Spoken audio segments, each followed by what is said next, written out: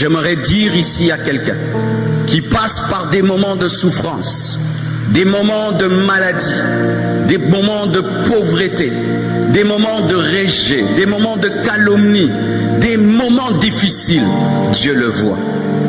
Dieu le voit. Dieu voit, il est avec toi dans la vallée de l'ombre de la mort. Il est avec toi dans la fournaise de feu.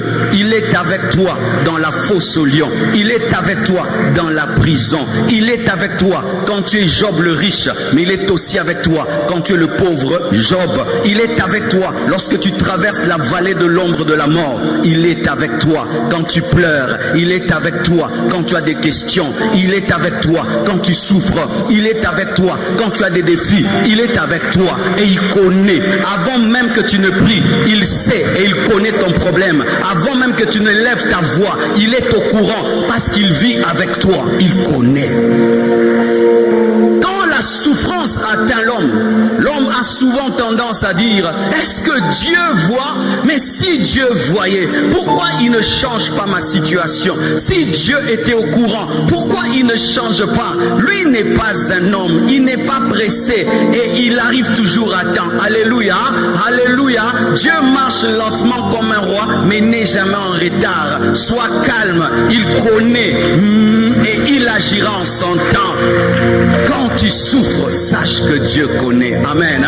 Il dit à cette église, je connais ta tribulation, je connais tes souffrances, je connais tes combats. Dieu connaît, Dieu connaît, Dieu compte chacune de tes larmes. Dieu entend quand tu cries, Dieu te voit même quand tu pleures dans la douche et que tu veux mélanger tes larmes à l'eau. Il sait ça c'est l'eau, ça ce sont tes larmes. Il est capable de voir les larmes même d'un poisson dans l'eau.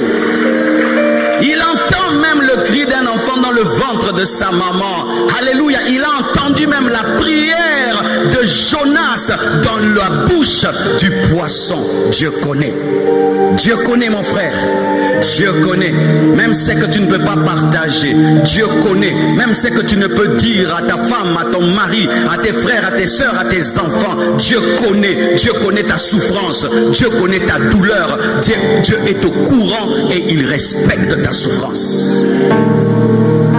Dieu respecte ta souffrance, mon frère. Ne pense pas que Dieu prend à la légère ta souffrance. Ne pense pas que tu pries un Dieu insensible. Jésus-Christ le glorifié vient parler à une église en lui disant, je connais ta tribulation. Il peut dire, ne me parle pas de tribulation. Je suis glorifié malgré qu'il est ressuscité. Il sait qu'un homme peut souffrir. Pourquoi? C'est un souverain sacrificateur qui a goûté à l'humanité des hommes. Ainsi il peut connaître la souffrance de l'homme. Oh, donne-moi l'amen. Oh, Dieu devait devenir un homme afin qu'il connaisse c'est quoi avoir faim. Dieu devait devenir un homme afin de savoir c'est quoi d'être tabassé. Dieu devait devenir un homme afin de savoir c'est quoi de dormir dehors. Jésus a dormi dehors. Jésus était tabassé. Jésus était rejeté. Et quand tu es rejeté, il sait ce que tu sens parce qu'il a vécu. Tu ne pries pas un Dieu qui ne connaît pas les hommes. Il a été un homme. Jésus a été un homme, 33 ans. Et en quelle période? Pas quand il y avait cette technologie. Non, Jésus a marché à pied.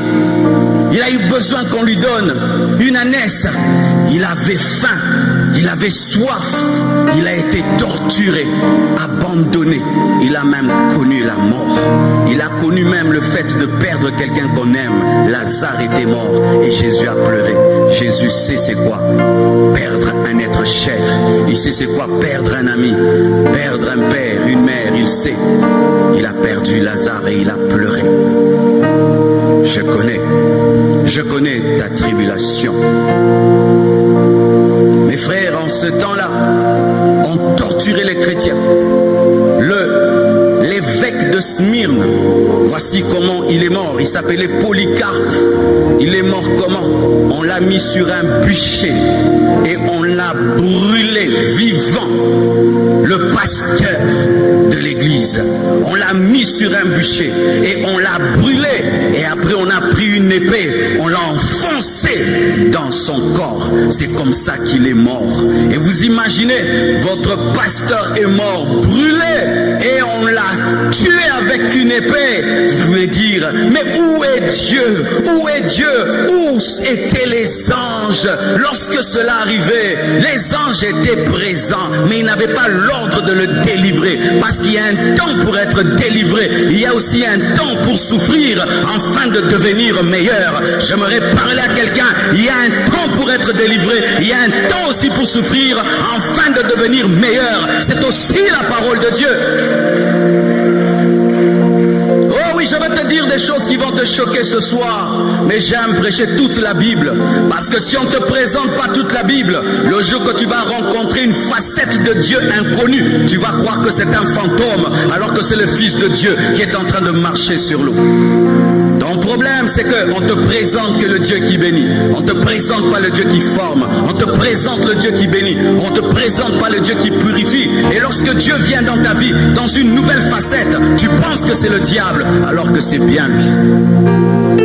Je connais ta tribulation. Je connais.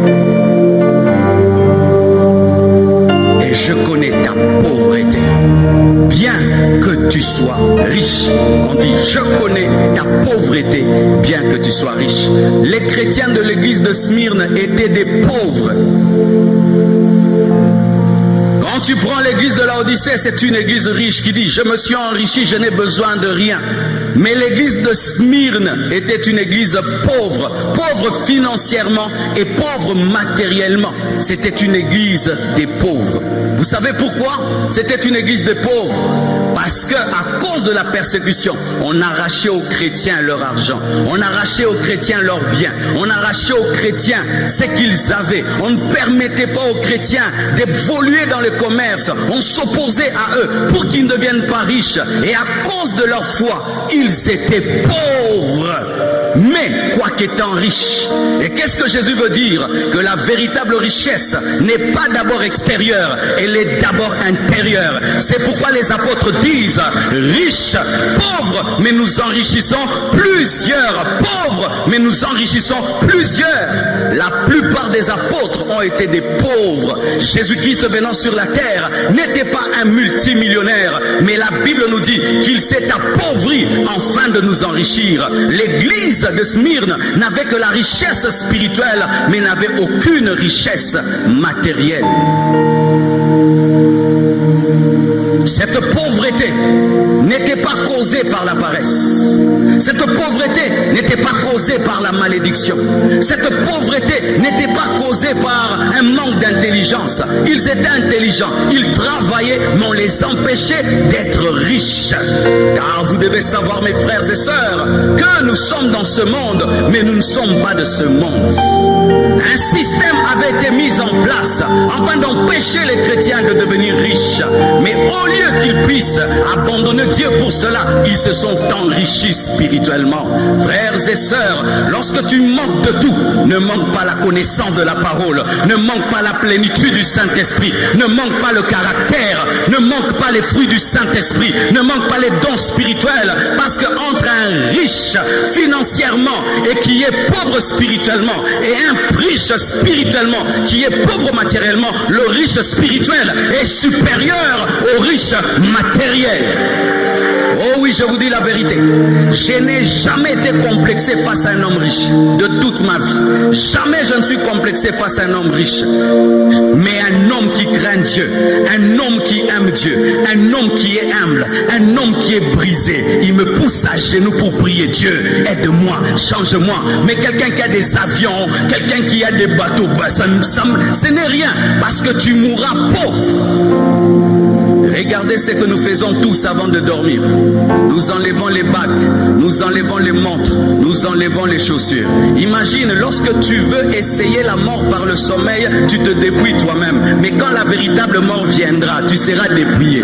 Chaque fois que vous dormez, que cela vous prêche, que vous allez tout abandonner. Tu dors avec un pyjama bizarre. D'autres dorment torse nu, d'autres dorment même nus. D'autres, est-ce que tu dors avec tes chaussures? Tu dors avec ta ceinture, tu dors avec l'autre, vous enlevez vos mèches, vous enlevez tout, mais vous voulez dormir. Mais il y a un sommeil qui arrive, qui s'appelle la mort. Tu n'emporteras même pas une ceinture, même si on te donne une ceinture, ce ne sera pas ta ceinture. Cette église n'était pas pauvre, elle était seulement pauvre matériellement. C'est pourquoi chrétien, ne dis jamais que tu es pauvre. Dis je suis pauvre matériellement, je suis pauvre financièrement, mais je ne suis pas pauvre. Parce que quand on dit que tu es pauvre, on dit quoi que riche, donc tu es riche. Je n'ai pas de voiture, mais je suis riche. C'est ce qu'il faut dire. Je ne suis pas marié, mais je suis riche. Alléluia. Je n'ai pas de maison, mais je suis riche. Je n'ai pas de compte en banque, mais je suis riche. Je suis riche spirituellement. Parce qu'il y a la richesse spirituelle et la richesse matérielle. Et la richesse spirituelle est supérieure à la richesse matérielle. Malheureusement dans les églises, on respecte les gens sur base de leur richesse matérielle. On respecte les gens sur base de leur maison, de leur voiture. Et les gens qui ont des voitures et des maisons se trouvent supérieurs à l'église. Non, à l'église, les supérieurs, ce sont les gens qui ont l'onction, qui ont la parole et la connaissance de Dieu. On ne prêche pas ici parce qu'on a une voiture, on n'enseigne pas ici parce qu'on a des maisons, on prêche parce que tu as une richesse spirituelle. Alléluia. Dans l'église, la primauté, c'est la richesse spirituelle. Les grands chrétiens ne sont pas les chrétiens riches, ce sont les chrétiens riches spirituellement. Frères et sœurs, cette église était pauvre parce qu'elle était combattue. Et je vous assure, mes frères et sœurs, cela va arriver et je vais en parler. Sa pauvreté venait d'un système opposé à son développement.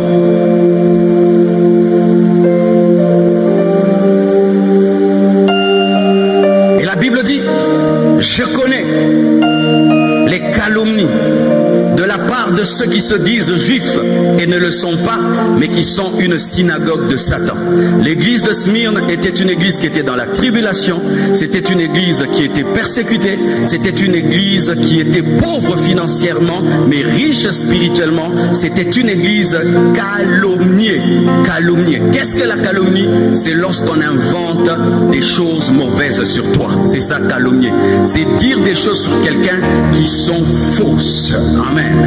Et sachez que le diable est appelé le calomniateur. Le calomniateur, c'est dire celui qui invente des choses sur les autres afin de ternir leur réputation. J'aimerais parler aux gens ici qui ont une réputation parfaite. Un jour, Dieu permettra qu'on touche à ta réputation. Qu'on dise que tu es voleur, mais tu n'as pas volé. Mais que les gens disent que tu es voleur. Et là, tu auras ta persécution. Car certains ici, votre orgueil provient de votre réputation, de votre personnalité. Et quand vient la calomnie t'arrache cet orgueil de ta réputation, afin que ta réputation ne soit que Jésus. Alléluia. Vous savez, il fut un temps, j'avais l'orgueil de ma réputation. Quand on parlait du pasteur Marcelo, tout le monde disait vrai homme de Dieu, vrai homme de Dieu, vrai homme de Dieu. Et puis un jour Dieu m'a dit, Marcelo, ça va passer ça, tu sais, tu as l'orgueil de la sainteté. Je vais te détruire, je vais détruire cet orgueil, je vais t'arracher cette réputation. Quand on a commencé à m'insulter, alléluia, frère, j'ai eu ma dose et j'ai été délivré. Pour certains, je suis un magicien. Pour d'autres, je suis un impudique. Pour d'autres, je suis un hypocrite. Pour d'autres, je ne sais pas, un sorcier. Mais je m'en fous de ce que tu dis. Je m'en balance. Je m'en fiche de je m'en fiche. Faites les vidéos comme vous voulez. Mettez des titres. Mettez mes yeux rouges. Mettez des dragons derrière moi et des serpents. Je m'en fous. Ça vous permet de payer les loyers, de payer l'électricité et d'envoyer vos enfants à l'école parce que ça vous donne des vues. Mais je m'en fous. Si tu crois en moi, gloire à Dieu, tu quittes l'église parce qu'on m'a insulté sur internet. Je continue mon chemin, on se rencontrera au ciel et tu te rendras compte que j'étais un chrétien comme toi, j'étais un enfant de Dieu comme toi. Mais regarde comment je parle aujourd'hui. Mais avant, je ne parlais pas comme ça. C'était oh Seigneur, et vraiment que j'étais un bébé. Toi qui pleures quand te calomnie, non, tu vas, ce n'est pas vrai, ce n'est pas vrai. Tu vas aller dans le monde entier pour dire que ce n'est pas vrai. Quand on te calomnie, tu te tais. Si Dieu te dit de te justifier, tu te justifies. Mais s'il te dit de te taire, tu te tais. Dieu te justifiera un jour ou un autre. Mais s'il te dit de parler, tu peux aussi te justifier parce que c'est écrit dans la parole. Mais s'il te dit de te taire, laisse Dieu qui est l'avocat qui va te défendre. L'église de Smyrne était une église qui craignait Dieu, mais elle était calomniée. Elle avait un mauvais témoignage dans la ville et c'était faux. Écoutez ceci, lorsque le diable veut te distraire, il aime utiliser la calomnie, parce que la calomnie, ça dérange les pensées. Tu pries, tu penses, tu jeûnes, tu penses. Il veut captiver tes pensées. Ne vous laissez jamais dominer par la calomnie. Oubliez la calomnie et concentrez-vous sur les gens qui vous aiment et surtout sur l'amour de Dieu et ce qu'il dit de vous. Je suis ce que Dieu dit que je suis. Tu es ce que Dieu dit que tu es. Si tout le monde dit que tu es impudique, mais toi tu sais que tu es chaste, continue ta route. Un jour Dieu va te donner la couronne des chastes et ils sauront que tu n'as jamais été un impudique. Si tu n'as pas la magie, ne dis pas partout je n'ai pas la magie. Opère dans l'onction du Saint-Esprit et ils vont voir la différence. Mais c'était une église calomniée sur le chemin de ta vie. Dieu permettra un jour que tu sois calomnié. Qui est prêt? Même si tu n'es pas prêt, ça t'arrivera. Je ne te maudis pas, je te parle de la vie chrétienne. Et la Bible dit, heureux serez-vous lorsqu'on vous calomniera à cause de moi. C'est un bonheur que d'être calomnié pour Jésus. Oh, gloire à Dieu. Tu fais des miracles, on dit c'est la magie, gloire à Dieu. L'église grandit, on dit c'est la magie, gloire à Dieu. Tu as du succès, on dit que tu as l'onction satanique, gloire à Dieu.